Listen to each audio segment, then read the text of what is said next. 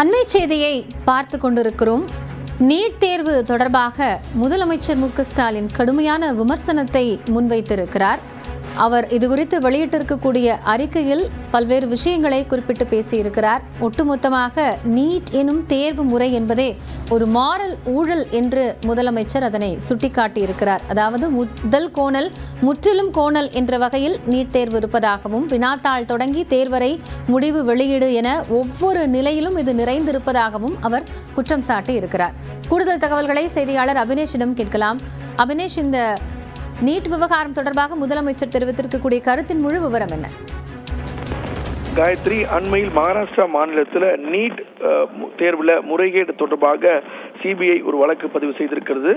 இதை மேற்கோள் காட்டி முதலமைச்சர் மு க ஸ்டாலின் தன்னுடைய எக்ஸ் வலைப்பக்கத்தில் நீட் தேர்வுல ஆதி முதல் அந்தம் வரை பணம் மட்டும்தான் விளையாடுவதாகவும், நீட் தேர்வு முறை ஒரு மாரல் ஊழல் என்றும் முதலமைச்சர் குற்றம் சாட்டியிருக்கிறார்.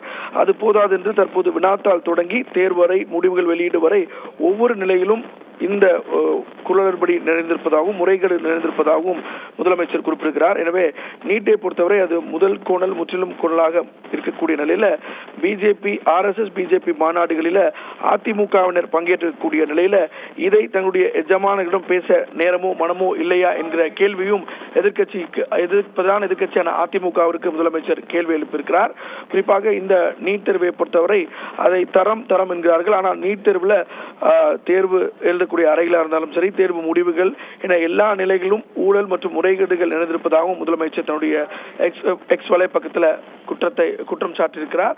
பிஜேபி அதிமுக கூட்டணியில் இருக்கக்கூடிய நிலையில RSS பிஜேபி மாநாடுகளில் பங்கேற்க நேரம் இருக்கக்கூடிய நிலையில இந்த நீட் முறைகேடுகளை எதிர்த்து பேச நேரம் இல்லையா என்கிற கேள்வியையும் முதலமைச்சர் எழுப்பியிருக்கிறார். அபினேஷ், நீட் விவகாரம் தொடர்பாக தொடக்கத்திலிருந்தே திமுக அதனை எதிர்த்து வந்தது.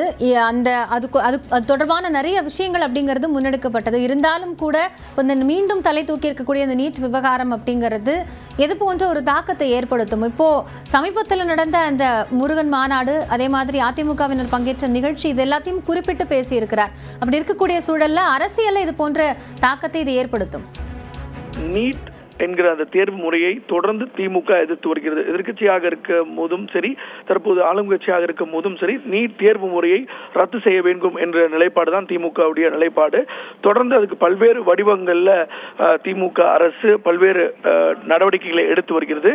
இருப்பினும் நாடு முழுவதும் இந்த நீட் தேர்வு முறை எப்போதெல்லாம் நீட் தேர்வு எழுதாங்களோ அப்போ மாணவர்கள் பாதிக்கப்படும் போதும் சரி, அல்லது இது போன்ற நீட் குளறுபடிகள் வரும்போதும் முதலமைச்சர் மு க ஸ்டாலின் தன்னுடைய எதிர்ப்பை தொடர்ந்து இந்த விவகாரத்தில் பதிவிட்டு வருகிறார்.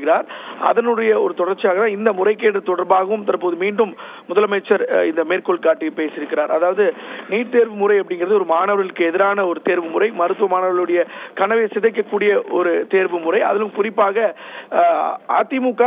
அதிமுக பிஜேபி ஒரு கூட்டணி அமைந்திருக்கக்கூடிய நிலையில அதை ஒரு ஷோ பீஸாக மட்டும்தான் தங்களை காட்டிக்கொள்கிறார்களே ஒழிய தமிழகம் நலன் சார்ந்து இல்ல அதிமுக பிஜேபி கூட்டணியில் அமையவில்லை அப்படிங்கிறது தான் இந்த நேரத்தில் முதலமைச்சர் மேற்கோள் காட்டியிருக்கார். குறிப்பாக RSS பிஜேபி மாநாடுகளில ஒரு ஷோ பீஸாக மட்டுமே அதிமுகவினர் அமர்வதற்கான ஒரு நேரம் இருக்கக்கூடிய நிலையில மக்களுடைய பிரச்சனையை, குறிப்பா மாணவர்களுடைய பிரச்சனையை தங்களுடைய எஜமானர்களிடம் பேச நேரமோ மனமோ இல்லையோ என்கிற அந்த கேள்வியும் எதிர்க்கட்சி அதிமுகவுக்கு முதலமைச்சர் எழுப்பியிருக்கிறார்.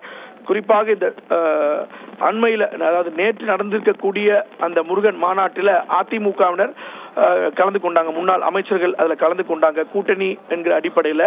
எனவே இந்த விவாதத்தில் ஒரு ஷோபீஸாக மட்டும்தான் அதிமுக அந்த கூட்டணி இடம்பெறுதே தவிர இது போன்ற ஒரு முக்கியமான முடிவுகளில் அல்லது முக்கியமான நேரங்களில் கூட்டணி கட்சிகள் இருக்கக்கூடியவர்களை கேட்க மனம் இல்லை அப்படிங்கிறது ஒரு கூட்டணி நேரத்தில் இதை முதலமைச்சர் விமர்சித்து தன்னுடைய எக்ஸ் வலைப்பக்கத்தில் அதை பதிவிட்டிருக்கிறார். காயத்ரி, நன்றி அபினேஷ், விவரங்களை வழங்கியமைக்காக.